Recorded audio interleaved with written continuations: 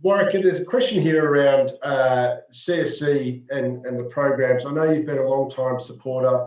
You've helped the program in Australia subsequent to your participation back in 1986.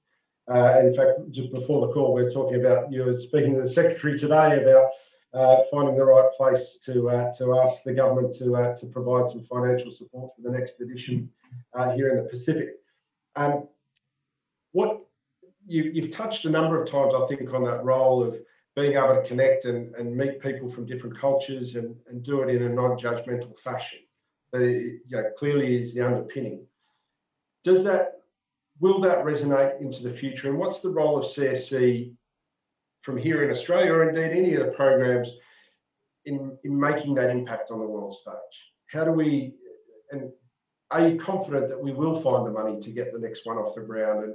And how do we build that support to make sure the valuable opportunities that you and I have been afforded and those on the call have been afforded continue to exist?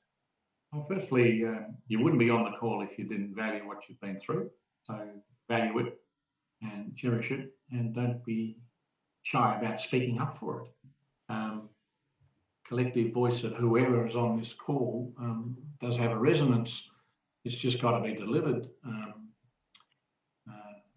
a regular basis to,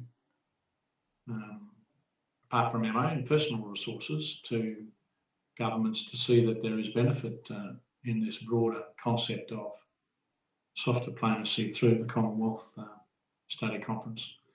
And this was inspired, by a man who's now 95, supported on a continuing basis for a long time by corporates throughout the Commonwealth and largely by governments, because it speaks with coherence, it speaks with consistency.